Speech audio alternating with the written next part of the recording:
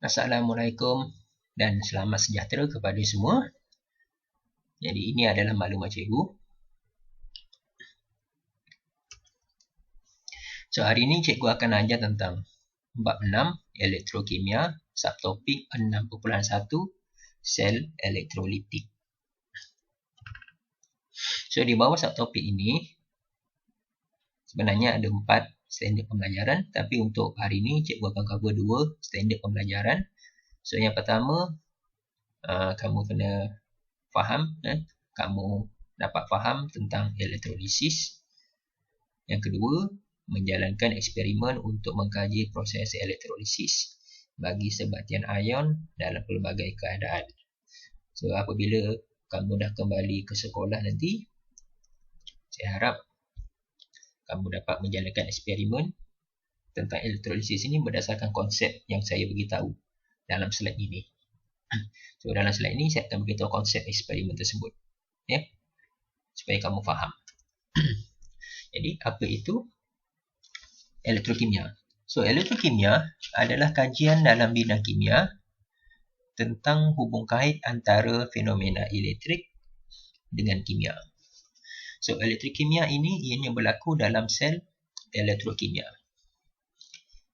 Sel elektrokimia ini ada 2 jenis.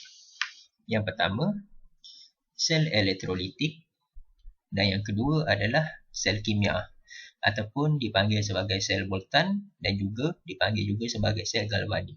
So ada 3 nama, sel kimia, sel Voltan ataupun sel galvani.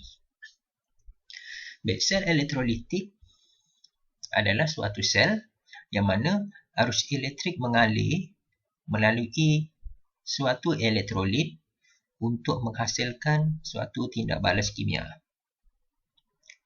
Jadi proses yang berlaku ialah proses elektrolisis. Jadi semasa elektrolisis ini berlaku, tenaga elektrik akan berubah kepada tenaga kimia.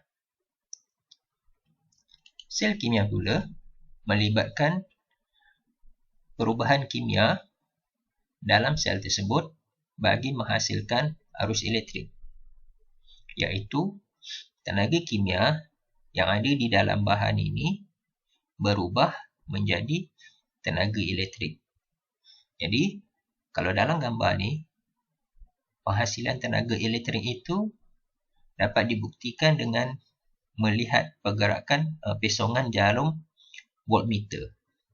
Kalau ada pesongan jarum voltmeter, maknanya ada terhasilnya arus elektrik.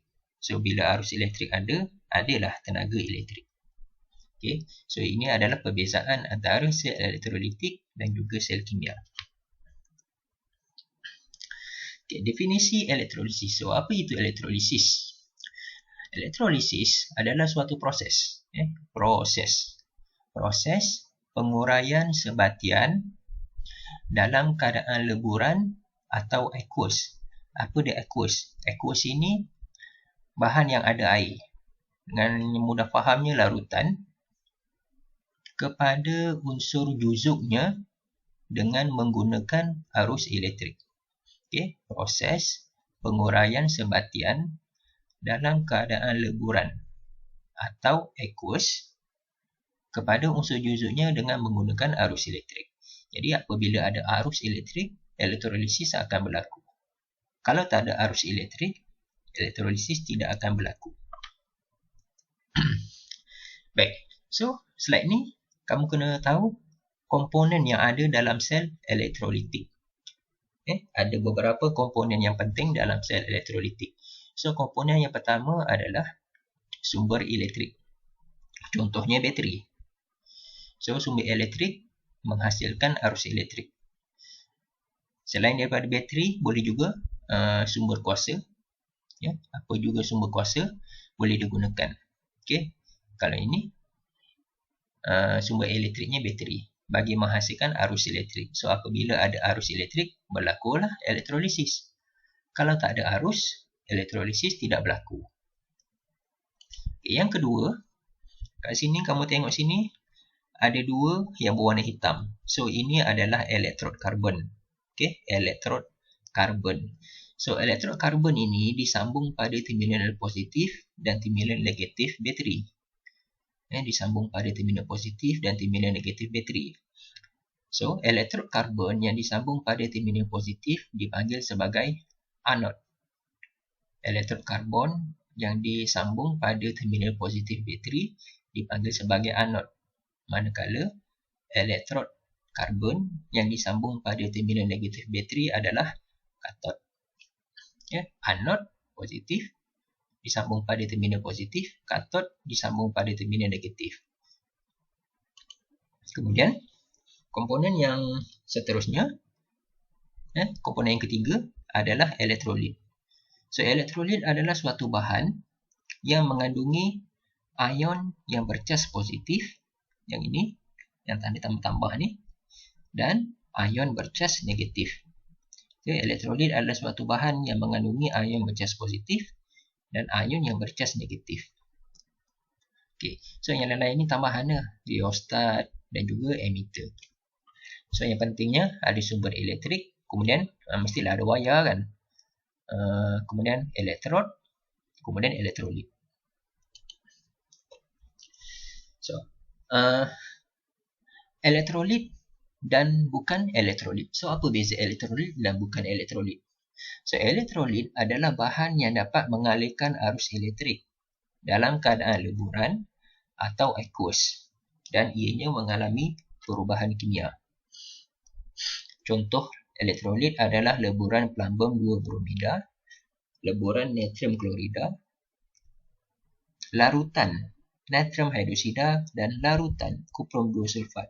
So dua yang ini leburan-leburan, so ini keadaan leburan. Yang ini larutan-larutan, yang ini adalah keadaan aqueous. Aqueous. Larutan natrium hidroksida, larutan kuprum 2 sulfat. So dua ini adalah aqueous. Jadi elektrolit ini, dalam elektrolit saya cakap tadi ada dua ion kan, ion bercas positif iaitu dipanggil sebagai cation dan satu lagi ion bercas negatif iaitu anion. So ion bercas positif dipanggil sebagai cation, manakala ion yang bercas negatif dipanggil sebagai anion. Sebagai contoh ni leburan natrium klorida. So leburan natrium klorida terdiri daripada ion natrium yang bercas positif iaitu cationnya dan ion klorida yang bercas negatif iaitu anionnya. Macam mana nak tahu? So yang depan ni mudah nak ingat, yang depan ni cation, yang belakang ni anion. Senang kamu nak ingat. Ion natrium, cation, ion klorida, anion. Itu adalah tentang elektrolit. So apa itu bukan elektrolit? So bukan elektrolit adalah bahan yang tidak dapat mengalirkan arus elektrik.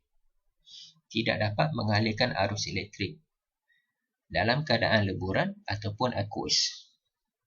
Contohnya naftalina, asetamida, larutan glukosa dan juga etanol. So yang bukan elektrolit ni ianya wujud dalam keadaan pepejal. Walaupun ada ion positif dan ion negatif, tapi jika ianya dalam keadaan pepejal, ianya bukan elektrolit. Kemudian walaupun ianya dalam keadaan leburan dan aqueous, tapi jika ianya tiada cation dan juga anion, ianya juga adalah bukan elektrolit. So elektrolit dia mesti dalam keadaan leburan ataupun aqueous, dan yang kedua mesti ada cation dan juga anion. Itu beza elektrolit dan bukan elektrolit. So kita tengok anion dan cation dalam elektrolit. Jadi elektrolit, so dalam keadaan leburan, contoh elektrolitnya leburan plumbum 2 bromida. So dalam ni anionnya adalah ion bromida dan juga cationnya adalah ion plumbum. Ion plumbum 2 plus. Bagi leburan natrium klorida, anionnya ion klorida, so yang belakang ni, Dan cation-nya adalah ion natrium, Na+. Ni depan ni. Okey, leburan plumbum 2 iodida, contoh ni. So, leburan plumbum 2 iodida terdiri daripada anion-nya iodida yang belakang ni. Kemudian cation-nya plumbum 2+, ion ini. Okey, senang je. So, cation yang depan, anion ni ambil yang belakang. Tu antara cara yang mudah untuk kamu ingat. Okey, bagi elektrolit dalam keadaan larutan ataupun aqueous. Okey. Aqueous lah. So, aqueous ini kalau tengok dalam ni, contoh-contoh ni semuanya ditulis larutan. So, bila tulis larutan, maknanya ianya adalah dalam keadaan aqueous. Kemudian, apabila larutan, semestinya bila nak menjadikan larutan, kita ada campur dengan air, betul tak? Kita ada campur air, so ianya mengandungi air, iaitu H2O. So, H2O terdiri daripada ion hidrogen, cation, dan juga ion hidroksida, anion-nya. Okay? So, air, yang ini kamu dah belajar semasa di menengah rendah. Tingkatan 2 atau tingkatan 3 kot. Tingkatan 2 rasanya. Okay? Tentang cation dan juga anion di dalam air. So, air H2O terdiri daripada ion hidrogen dan juga ion hidroksida.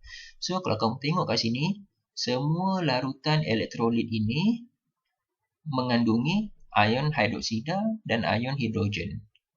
Yang atas ni tak ada. Yang atas ni sebab ianya leburan. Tak ada air. Yang bawah ni, oleh kerana ianya aqueous, jadi kamu kena tambah ion hidrogen dan ion hidroksida. Yang lain sama, ikut cara yang atas, iaitu contohnya larutan natrium klorida yang ni kan. So, masih lagi ada ion klorida, ion natrium, kemudian kamu kena tambah ion hidroksida dan juga ion hidrogen. Oleh kerana ianya adalah aqueous. Kamu tengok perkataan depan ni, leburan dan larutan. Okay. So, aqueous mesti ada 4 ion. Leburan ada 2 sahaja ion. Ingat tu ya. Okey, proses elektrolisis. So, bagaimana elektrolisis ini berlaku? Jadi, konsepnya, ion yang bercas positif, iaitu cation, bergerak ke katod. Manakala, ion yang bercas negatif, anion, akan bergerak ke anod. Okey. Cation ke katod, anion ke anod. Okey, lihat gambar ni. So, gambar ni menunjukkan elektrolisis bagi leburan plumbum 2 bromida. So, leburan ini mengandungi ion plumbum 2+ dan ion bromida.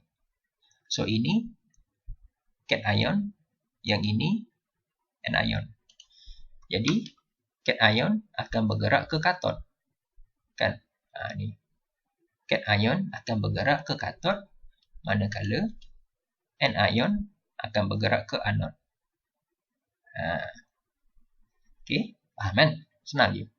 Cation ke katod, anion ke anod. So, cat, N. Okey, so elektrolisis pepejal versus leburan. So, ianya menghasilkan pemerhatian yang berbeza. Okey, kamu tengok yang ini contohnya. Yang ini, eksperimen ini menggunakan pepejal plumbum 2 bromida. Manakala yang ini pula menggunakan leburan plumbum 2 bromida. So, kamu tengok kat sini, apabila menggunakan elektrolisis pepejal plumbum 2 bromida, mentol tak ada perubahan. Maksudnya, mentol tak menyala. Oleh kerana arus elektrik tidak mengalir. Manakala, bagi leburan plumbum 2 bromida, didapati mentol itu menyala. So, ini menunjukkan arus elektrik mengalir. So, kenapa dalam keadaan pepejal, mentol tak menyala? Dalam keadaan leburan, mentol itu menyala. Okey, so ini penerangannya. Inference-nya. So, oleh kerana kedua-dua ini adalah bahan yang sama, plumbum 2 bromida. Jadi, kedua-duanya mengandungi ion plumbum 12 dan ion bromida. Okey, cation yang sama, plumbum 12 dan anion yang sama iaitu ion bromida. Cuma yang berbeza ianya adalah dari segi pergerakan ion tersebut. So, dalam keadaan pepejal, ion-ion ini tidak bebas bergerak.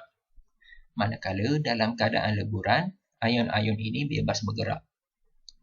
So, apabila ion ini tidak bebas bergerak, arus elektrik tidak dapat mengalir di dalam pepejal ini, jadi mentol tidak akan menyala. Manakala bagi leburan ini, apabila ion-ion ini bebas bergerak, ianya membolehkan arus elektrik mengalir, maka mentol akan menyala. Kamu nampak perbezaannya kan? Pepejal, ionnya tidak bebas bergerak. Leburan, ionnya bebas bergerak. Kat situ ya, dia punya perbezaan. Cation dan anion sama. Yang berbeza ialah dari segi pergerakan ion. Okay, bagaimana pula bagi elektrolisis bagi aqueous? Contohnya, larutan kuprum 2 sulfat. So, kamu tengok di sini, bahan larutan kuprum 2 sulfat, keadaan mentol. Mentol menyala. So, inferensinya arus elektrik mengalir. Jadi, ini menunjukkan elektrolisis aqueous akan menyebabkan mentol ini menyala. So, bagaimana? Jadi, contoh sini larutannya larutan kuprum 2 sulfat. So, kuprum 2 sulfat, ion kuprum 12, ion sulfat. Dan kemudian oleh kerana ianya adalah larutan, maka ada ion hidrogen dan ion hidroksida. Okey, tu saya dah beritahu yang sebelum ni kan. Apabila sebut aqueous, mesti ada ion hidrogen dan ion hidroksida. So, kat sini ada 4 ion yang terlibat. Jadi, dalam keadaan aqueous, ion-ion ini bebas bergerak. Ion-ion ini bebas bergerak. Oleh kerana ianya bebas bergerak, arus elektrik akan mengalir di dalam elektrolit ini, maka mentol akan menyala. Okey. Senang je kan? So, kamu tengok sini, perbezaan lah antara cecair yang bukan elektrolit, pepejal dan cecair ataupun aqueous dan leburan bagi elektrolit. So, kat sini, gambar yang A ni, kamu tengok gambar ni, lampu ni tak menyala. Ianya menggunakan cecair bukan elektrolit. Okey, walaupun ianya bukan elektrolit kerana ianya tidak mengandungi ion positif dan ion negatif. So, tak ada cation, tak ada anion, maka lampu tak menyala. Okey, yang B ni, ianya ada ion positif dan ion negatif. Kamu tengok ni ada tanda tambah ni kan? Ada tanda tolak. So, ni cation dan juga anion. Tetapi, ion-ion ini tidak bebas bergerak sebab ianya dalam keadaan yang bahan ini dalam keadaan pepejal. So, bila ion tidak bebas bergerak, arus elektrik tidak dapat mengalir. Jadi, kamu tengok lampu ni tidak menyala. Manakala, yang ini pula bagi elektrolit dalam keadaan aqueous, cecair. Aqueous lah. Aqueous ataupun leburan. Ada cation, ada anion dan ion-ion ini bebas bergerak. So, oleh kerana ianya bebas bergerak, arus elektrik akan boleh mengalir dan mentol akan menyala. So rajah ni kamu lebih mudah faham lah tentang bagaimana konsep elektrolisis dalam pepejal, kemudian aqueous dan leburan. Jadi saya harap kamu dapat faham tentang apa yang kita belajar pada hari ini. So, sekian sahaja. Terima kasih.